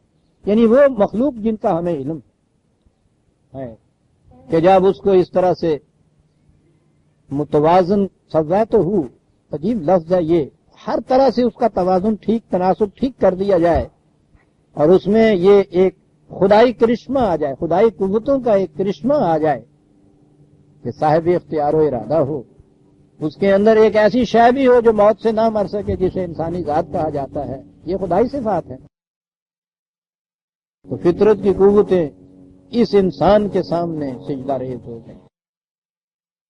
اس میں یہ قوت دی کہ یہ تمام قوتوں کو اپنے سامنے جھکا سکتا ہے. وہی قصہ جو تمثیلی ہے فسجد الملائکۃ کلھم اجمعون الا ابلیس. یہ فطرت کی ساری قوتیں جو تھیں وہ تو اس کے سامنے جھک گئیں، سجدہ ریز ہو گئیں، لیکن اس کے اپنے اندر کے سرکش جذبات جو تھے یہ از خود اس کے سامنے نہیں جھکے. ابا واستکبرا، انہوں نے سرکشی اختیار کی، جھکنے سے انکار کر دیا. ابا ان یکون مع الساجدین. یہی ہے انسان کے سرکش جذبات. سرکش کے معنی ہیں جو خدا کے قوانین کے سامنے نہ جھکے، جو وحی الہی کے سامنے سر تسلیم خم نہ کرے. وہی ہے ابلیس اور وہی ہے شیطان. اور جیسا کہ میں کئی دفعہ بتا چکا ہوں، شیطان اور ابلیس یہ ان کی جو معنوی صفت ہے اس اعتبار سے ایک سکے کے دو رخ ہیں اور بڑی نفسیاتی کیفیت ہے اس کے اندر. عزیزان من، سائیکالوجی والے آپ کو بتائیں گے کہ انسان کے سرکش جذبات مثلا غصہ اس کی اب آگ کی طرح بھڑکتا ہے. غصے کی آگ ہمارے ہاں یہ لفظ موجود ہے، اصطلاحیں ہیں. آگ کی طرح بھڑکتا ہے، اس کے لیے عربی زبان میں لفظ شتنا ہوتا ہے. آگ کی طرح بھڑکتا ہے اور جب وہ فروغ ہوتا ہے تو اس غصے کے عالم میں انسان جو کچھ کر بیٹھتا ہے اس کے بعد اس کے اوپر خود ہی مایوس ہو جاتا ہے کہ میں نے یہ کیا کر دیا. یہ جو بات کی اس کی کیفیت ہوتی ہے مایوسی تھی, اسے ابلیس کہتے ہیں. بلاسا کے معنی ہی نا امید ہونا ہے, مایوس ہو جانا ہے. ایگریسونیس اینڈ فرسٹریشن اس کو سائیکالوجی میں کہتے ہیں, اور وہ یہ کہتے ہیں کہ یہ ایک ہی چیز کا نام ہے. اس کی پہلا درجہ جو ہوتا ہے وہ ایگریسونیس ہوتا ہے, انجام اس کا جو ہوتا ہے فرسٹریشن ہوتا ہے. جذباتی آدمی کی کیفیت ہی یہ ہوتی ہے کہ کبھی وہ بھڑکیلا اتنا اوپر ہوتا ہے اور کبھی وہ اس طرح سوڈا واٹر کی بوتل کا ابال جسے کہتے ہیں یوں شوں کر کے بیٹھ جاتا ہے اور پھر خود مایوس ہو جاتا ہے اپنے کیے کے اوپر. یہ شیطان انسان کے اپنے سرکش جذبات آج خود نہیں جھکے. قال یا ابلیس ما لک الا تکون من الساجدین, کہا کہ یہ کیوں, تم کیوں نہیں اس کے سامنے جھکے. قال لم اکن لاسجد لبشر خلقتہ من صلصال من حمأ مسنون.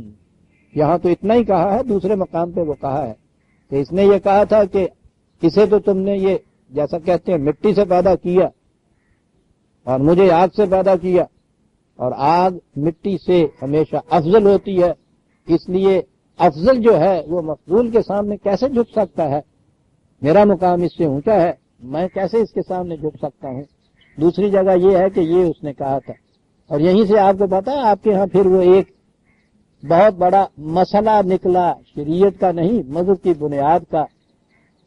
کہتے ہیں نا کہ شریعت کے معاملے میں عقل اور شرم کو دخل نہیں ہے. یہ جو عقل کو دخل نہیں ہے اس کی سند کہاں سے لاتے ہیں یہ لوگ. شیطان نے یہ جو کہا تھا اس میں لاجک ہے نا, منطق ہے نا, کہ اسے مٹی سے پیدا کیا مجھے آگ سے پیدا کیا. مٹی آگ سے کمتر ہوتی ہے اس لیے جو آلہ ہے وہ کمتر کے سامنے کیوں جھکے, اسے لاجک کہتی ہیں. یہ دلیل دی اس نے, یہ منطق تھی, اسے قیاس کہتے ہیں ان کے یہاں اصطلاح میں. عقل کو دخل دینا. کہا کہ تم نے دیکھا شیطان کا جرم یہ تھا کہ اس نے عقلی دلیل دی تھی خدا کو, اور اس نے کہا جا قیامت تک کے لیے راندہ درگاہ ہو گیا, اس لیے عقل تو راندہ درگاہ ہے خدا کے ہاں. تو اگر شریعت میں عقل کو دخل دیا جائے تو یہ ابلیسی کام کاٹ خوب کاٹ دینے جنا. ان کا ہاتھ آ جائے اس کا پل بناتے ہیں, پھر اس کے اوپر ہاتھی گزارتے. دیکھو نا, چنانچہ آپ کے ہاں یہ مسئلہ ہے. اولا من قاس ابلیس, سب سے پہلے جس نے لاجک منطق ریزن سے دلیل سے کام لیا تھا ابلیس کا, اور پھر کہتے ہیں اس کا انجام آپ کو معلوم ہے.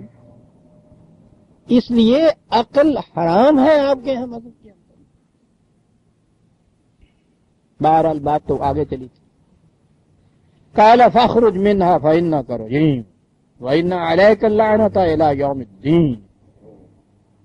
میں نے عرض کیا یہ سارا تمثیلی انداز ہے, جیسا ایک ڈرامہ ہو رہا ہوتا ہے اسٹیج کے اوپر ویسے بات کہی گئی ہے. اس نے کہا کہ یہ سرکس جذبات جو ہیں یہ خدا کی طرف سے اقدار خداوندی کی روح سے جو خوشگواریاں زندگی کی مل سکتی ہیں یہ اس سے محروم رہے گا. لعنت کے یہ معنی ہوتے ہیں, رجیم کے بھی یہی معنی ہوتے ہیں, دور پھینکا گیا. یہ محروم رہے گا. کب تک رہے گا؟ الی یوم الدین. کہا یہ گیا یہاں عام طور پہ کہتے ہیں قیامت کے دن تک. نہیں, بات اور ہے اس میں. الدین قیامت ہی کو کیوں لیا گیا؟ یہیں اسی دنیا میں جب الدین کا نظام قائم ہوگا تو اس میں پھر یہ سرکش جذبات جو ہے یوں باقی نہیں رہیں گے. یہ عزیزان من ایک فضا نہایت ضروری ہے انسان کو متوازن رکھنے کے لیے. آج کل آپ دیکھ رہے ہیں انسان کس قدر, یہی انسان کس قدر چڑچڑا ہوا ہے, کس قدر اس میں تیزیاں آ رہی ہیں. کسی کے پاس سے گزریے تو شاٹ مارتا ہے, دو آنے کے اوپر چھرا گھونپ دیا, قتل کر دیا. اس سے پیشتر گالی بھی ایسے مقام پہ ابھی نہیں دی جاتی تھی, تھپڑ تو ہو رہا ہے. کتنی سہار ہوتی تھی انسانوں میں, آج یہ کیفیت ہو گئی ہے ان کے اعصاب کی. اس قدر کمزور ہو گئے ہیں وہ اعصاب, ذرا سی بھی برداشت اور سہار کسی میں نہیں رہی. ایک دم سے غصہ وہ آتا ہے, شیطان جسے کہتے ہیں سوار ہوتا ہے سر کے اوپر. عام حالت یہ ہو رہی ہے. کیوں ہو رہی ہے؟ آج کے معاشرے کے اندر کسی کا کوئی کام قاعدے قانون کے مطابق ہوتا نہیں. اس سے ہر انسان جو ہے اس کے اعصاب پہ ایک مسلسل اثر ہو رہا ہے. تنگ آ جاتا ہے. پیسے بھی ہاتھ میں لیے ہوئے ہے, چیز بھی وہاں موجود ہے, صبح سے گیا ہوا ہے, کٹورا ہاتھ میں لیے ہوئے ہے. جب یہ یہ جس کا نام اب گھی رکھا ہوا ہے،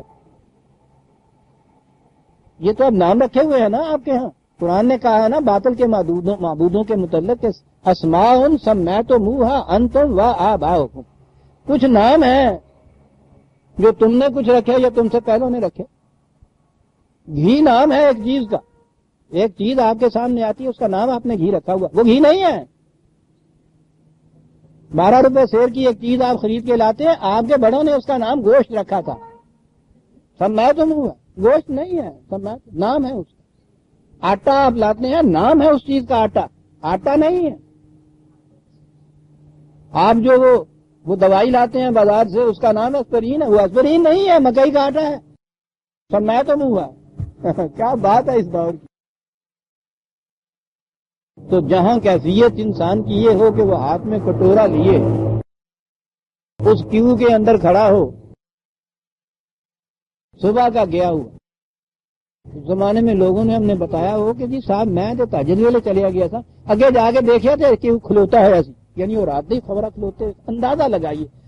اور 10-12 بجے جو پھر وہ واپس لوٹے بغیر کچھ گھی کا لیے ہوئے، سوچئے کہ اس کے توازن کی کیا کیفیت ہوگی صاحب کی.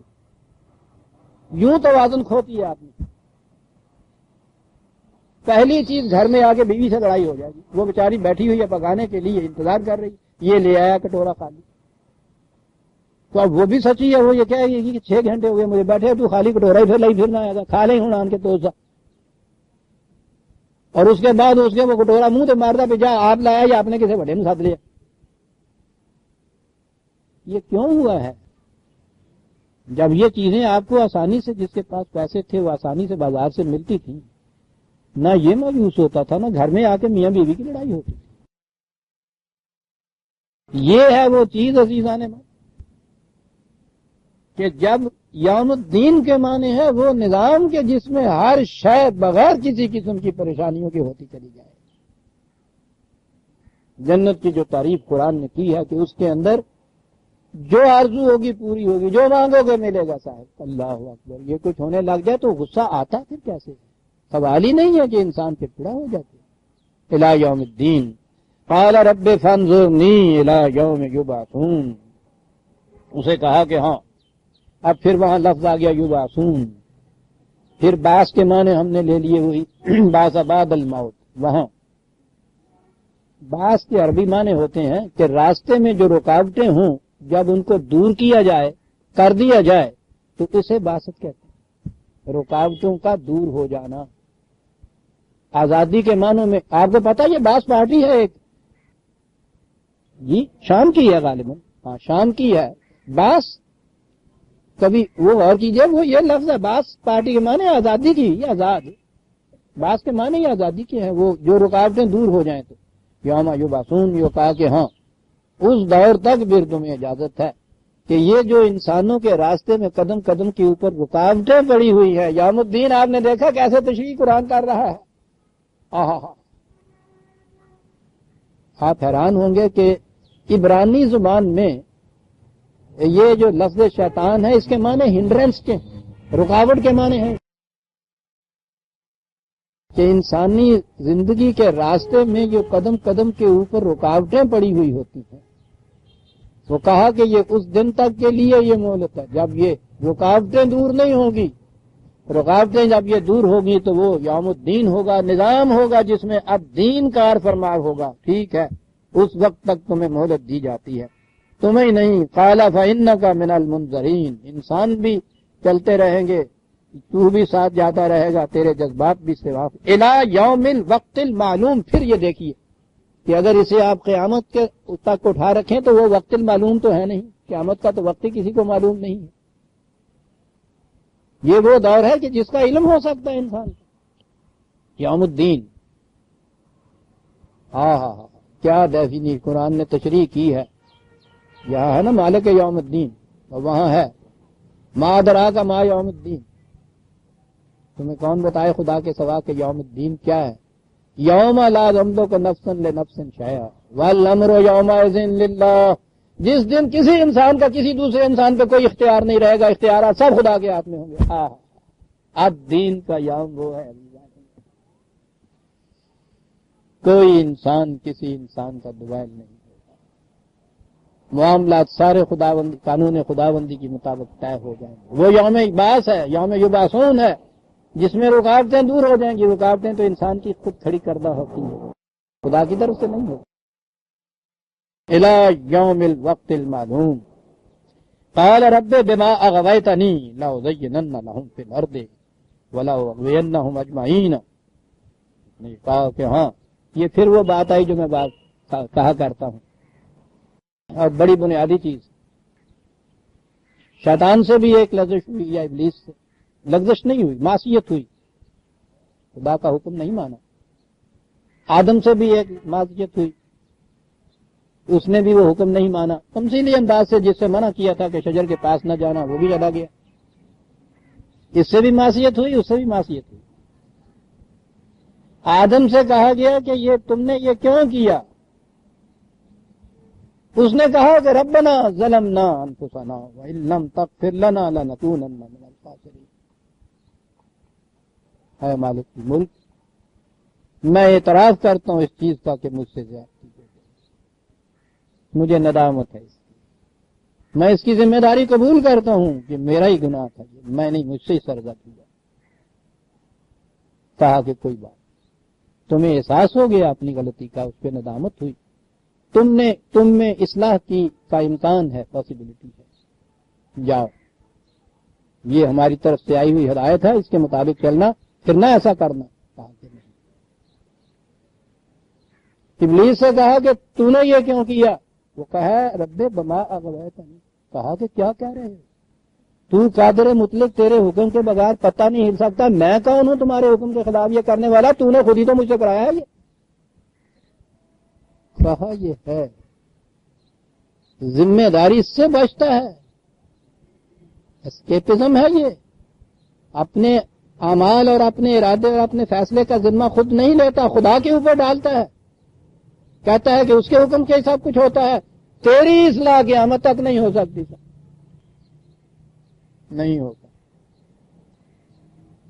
آپ نے یہ دیکھا کہ پھر آپ کے ہاں آپ کا سارا مذہب ہی یہ ہو گیا، سب کی مرضی ہے، مولا بہرحال ہوتا وہی ہے جو وہ کرتا ہے، اس کے حکم کے بغیر کچھ ہوئی نہیں، بندہ بچے رہے، یہ کیا کر سکتا ہے؟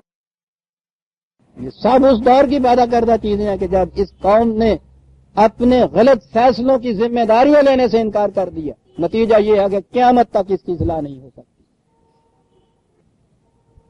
اصلاح کا پہلا قدم یہ ہے کہ اس چیز کا احساس ہو کہ مجھ سے غلطی ہوئی اور یہ میں ذمہ دار ہوں، اس کا، اس کی اصلاح ہو سکتی۔ جو یہ کہے میں نے غلطی نہیں کی، یا یہ کہے کہ نہیں صاحب میں کون کرنے والا ہوں، تم نے تو کرایا، آپ نے تو کہا تھا،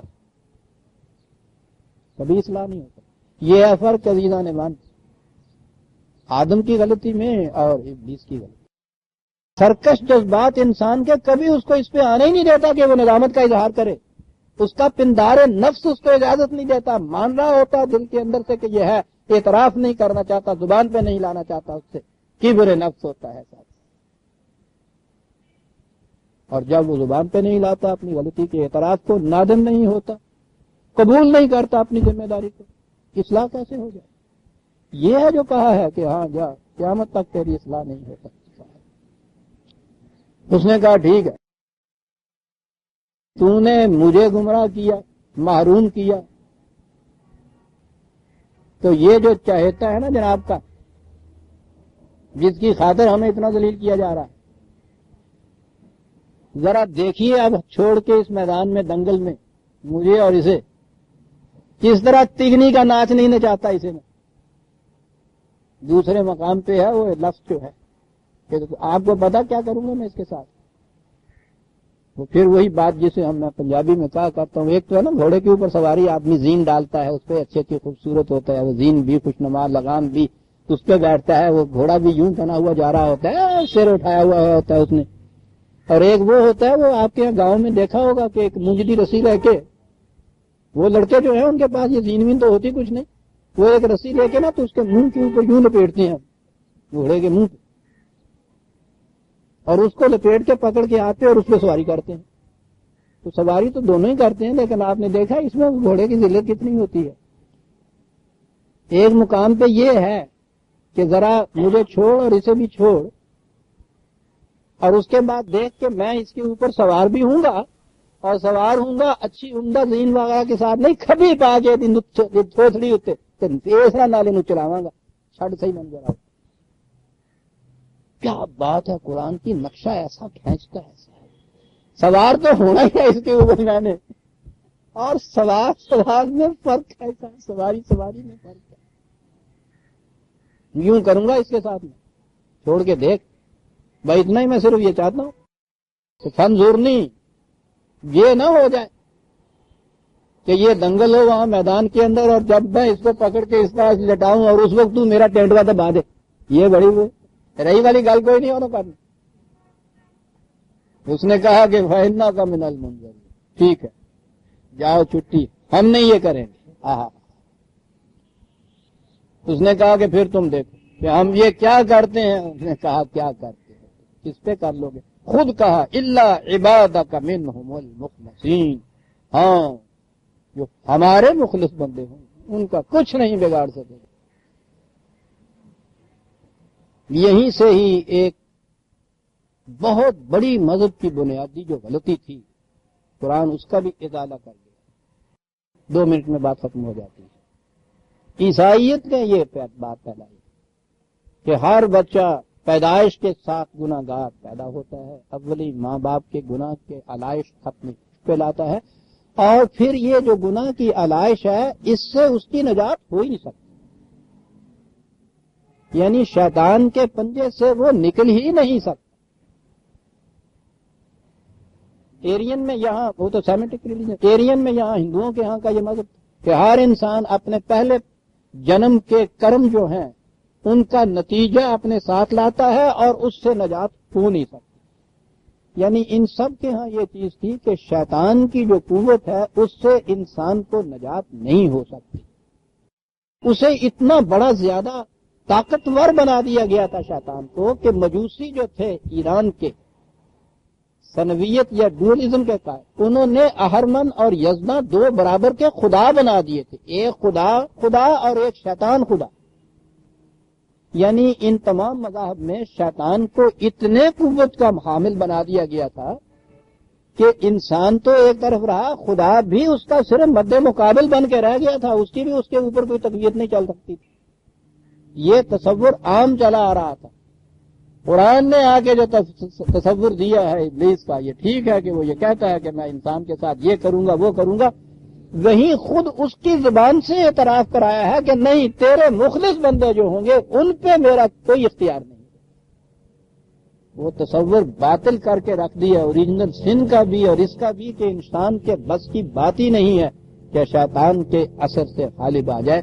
اور خدا نے یہ کہا کہ ہاں قال ھذا صراط علی مستقیم، یہ ہے وہ سیدھا راستہ، ابلیس ادھر تھا نا، یہ ہے وہ سیدھا راستہ جس میں چل رہا ہوں، یہ میری طرف لے جانے والا راستہ ہوگا میرے مخلص بندوں کا، ان پر تیرا کوئی کنٹرول نہیں ہوگا۔ ان عبادی لیس لک علیہم سلطان، میرے بندوں کے اوپر تیرا کوئی غلبہ نہیں ہو سکتا، الا من اتبعک من الغاوین، کہ ہاں جو تیرا اتباع کرتا ہوا چلا جائے گا وہ ہوگا کہ جو گمراہ ہوگا، اور وہ ہوگا جو جہنم میں جانے والا ہوگا، میرے بندوں پر تیرا کوئی اختیار اور اقتدار نہیں ہوگا۔